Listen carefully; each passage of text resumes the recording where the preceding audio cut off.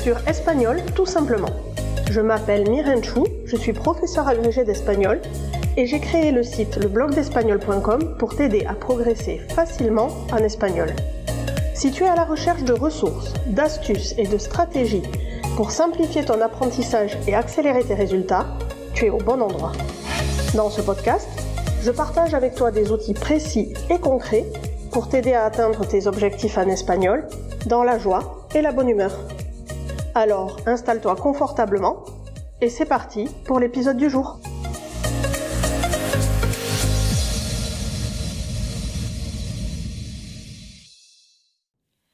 Bonjour, j'espère que tu vas bien, je te souhaite la bienvenue dans Espagnol tout simplement. Et si tu nous découvres aujourd'hui, c'est parfait parce que c'est un épisode de remotivation et d'explication.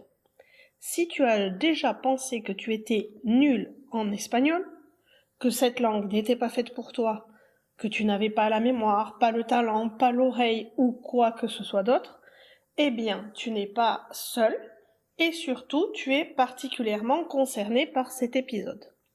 Laisse-moi te dire une chose essentielle que peut-être personne ne t'a jamais dite et pourtant c'est fondamental.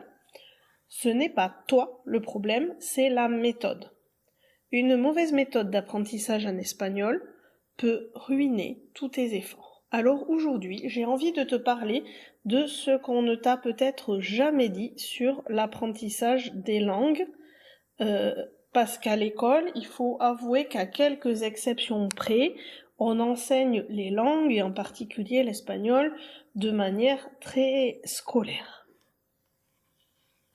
Quand je dis scolaire, je fais référence à quoi exactement ?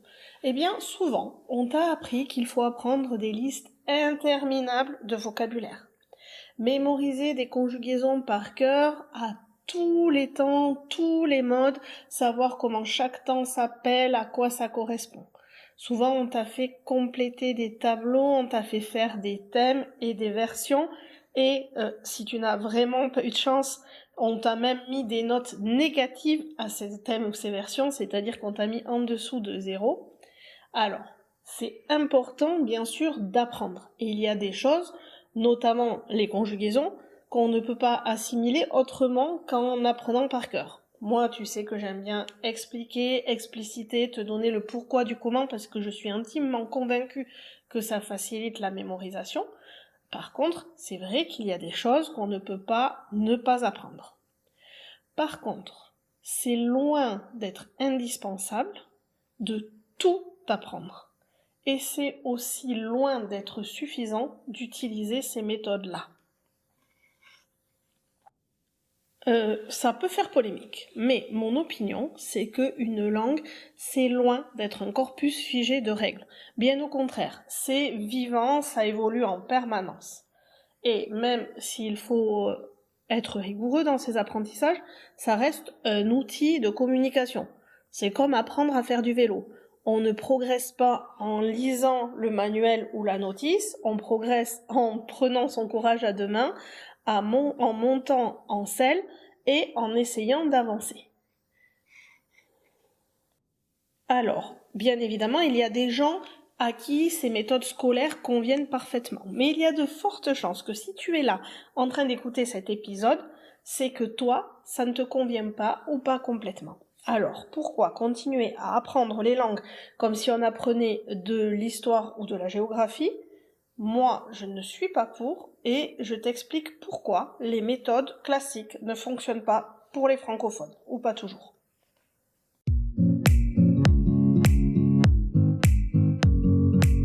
Si tu es francophone et que tu apprends l'espagnol, tu as sans doute déjà fait ces expériences. Tu as par exemple appris plein de mots que tu n'as jamais réutilisés. Tu bloques probablement à l'oral car tu as peur de te tromper ou peur de ne pas être parfait. Et probablement que tu es frustré de tout oublier jour après jour, malgré les investissements que tu mets dans l'apprentissage des listes de vocabulaire ou des conjugaisons. J'ai été dans ton cas. Malgré une licence d'espagnol, je me suis retrouvée démunie à mon arrivée à Huelva en Andalousie quand je suis partie vivre en Espagne. Mon accent me gênait, je tournais les phrases 100 fois dans ma tête, de peur de commettre une erreur, de pas bien être comprise, et surtout, je me suis rendu compte que j'avais appris plein de choses complètement inutiles, alors que parallèlement à ça, je ne savais pas dire certains basiques du quotidien. C'est là que j'ai compris que le problème, c'était pas mon niveau en soi. Je répète, j'avais quand même une licence d'espagnol, j'étais plutôt bien classée dans ma promotion. Le problème, c'était pour moi la méthode. Donc aujourd'hui, je t'apporte ce qui, selon moi, il faut changer pour vraiment progresser. D'abord, il faut prioriser ce qui est utile au quotidien. Je dis pas qu'il ne faut pas apprendre le reste, mais il faut faire les choses dans le bon ordre. Par exemple, concernant le vocabulaire, apprends les choses basiques que tu utilises au quotidien avant d'apprendre dans le détail les noms de plantes ou les différents types de chaussures existantes. Avant ça, il faut déjà savoir dire arbre, plante et chaussures, chaussons. Ensuite, seulement, tu iras chercher la fougère, le hêtre, le chêne ou les mocassins, les sneakers et les converses. C'est exactement la même chose au niveau de la hiérarchisation de ce dont tu vas avoir besoin. Si tu apprends l'espagnol pour voyager, ça va être complètement inutile de connaître les subjonctifs irréguliers si tu ne sais pas commander au restaurant. Donc, je répète, je ne dis pas qu'il ne faut pas tout apprendre, je dis qu'il ne faut pas tout apprendre en même temps et qu'il faut bien prioriser et hiérarchiser ce qui est utile au quotidien pour toi.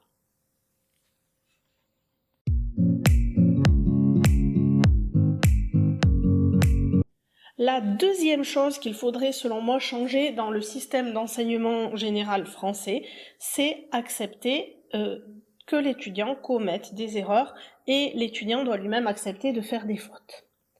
Personne ne va se moquer de toi en Espagne ou en Amérique latine si tu produis des phrases en espagnol qui ne sont pas complètement parfaites et s'il y a quelques fautes. Les fautes, c'est le signe que tu oses, que tu apprends. Et surtout, ce que va valoriser ton interlocuteur, c'est que tu fais l'effort de parler dans sa langue à lui, d'essayer de communiquer, de lui rendre les choses faciles. Donc, ose parler, on sait que tu vas faire des fautes, tout le monde commet des erreurs, y compris dans sa propre langue. Vas-y, fonce, c'est comme ça que tu vas progresser. On en revient à mon image du vélo de tout à l'heure. On ne progresse pas à vélo en lisant la notice, on progresse à vélo en y montant dessus, et quand on tombe, on se relève et on repart.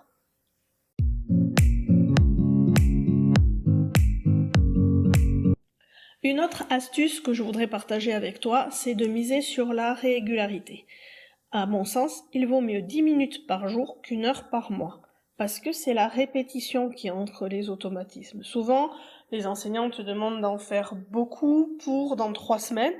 Personnellement, je préfère que tu en fasses peu, mais régulièrement.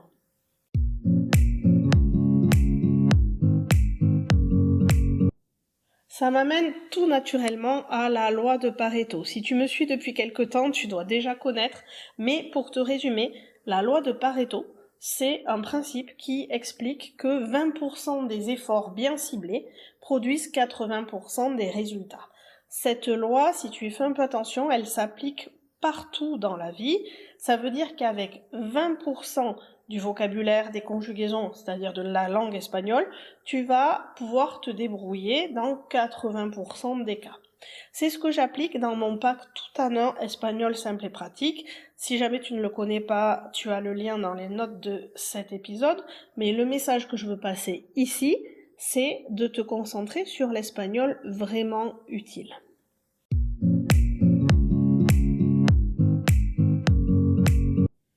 Ensuite, tu ne progresseras pas en espagnol si tu ne t'entraînes pas à comprendre et à t'exprimer. Donc, la grammaire, la conjugaison, c'est bien, mais ce qu'il faut surtout, c'est écouter de l'espagnol, parler en espagnol, lire, écrire. L'espagnol ne vit pas que dans les manuels, il vit dans les interactions et dans ce que tu produis.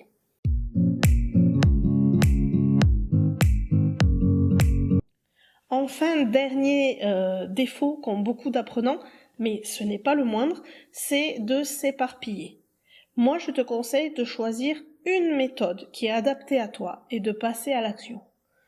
Je ne vais pas dire que toutes les méthodes se valent, mais toutes peuvent être efficaces. Le tout, c'est de trouver celle qui te convient à toi et surtout d'arrêter de t'éparpiller en testant toutes les ressources qui passent sur Internet, à la télé, la nouvelle appli, le livre dont je viens d'entendre parler. Choisis une méthode qui te plaît, qui te convient. Arrête d'attendre la méthode miracle qui va te faire devenir bilingue en un mois, parce que spoiler, ça n'existe pas. Choisis, priorise et surtout passe à l'action.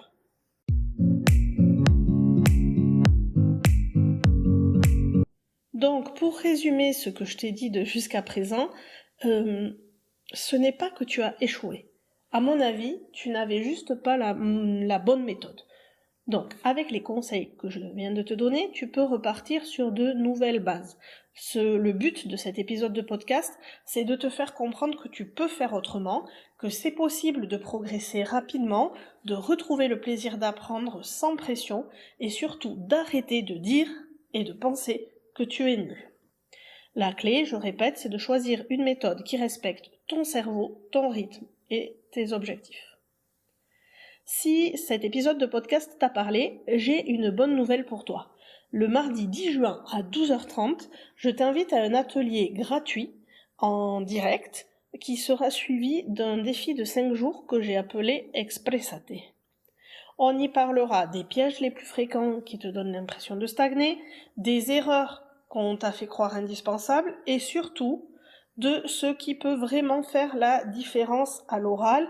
Et révélation en avant-première, ce ne sont ni les conjugaisons, ni les longues listes de vocabulaire que tu vas apprendre par cœur.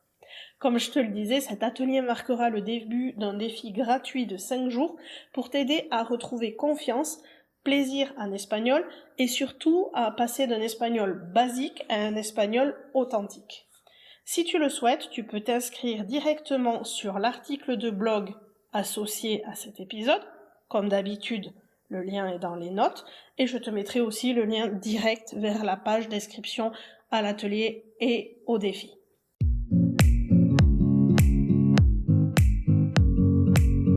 Pour conclure sur cet épisode plutôt bref mais que je veux efficace, je veux te répéter que si parfois tu as pu croire que tu n'étais pas doué en espagnol ou en langue en général, il est grand temps de changer l'histoire que tu te racontes et de comprendre que tout est question de méthode et de mentalité. Ce n'est pas ton niveau qui définit ta valeur. Ce n'est pas non plus ta mémoire qui fait de toi un bon ou un mauvais apprenant. Si tu t'es reconnu dans cet épisode de podcast, sache que tu n'es pas seul, que des solutions existent. Je suis là pour t'aider à reprendre confiance, à avancer à ton rythme avec une méthode claire et efficace.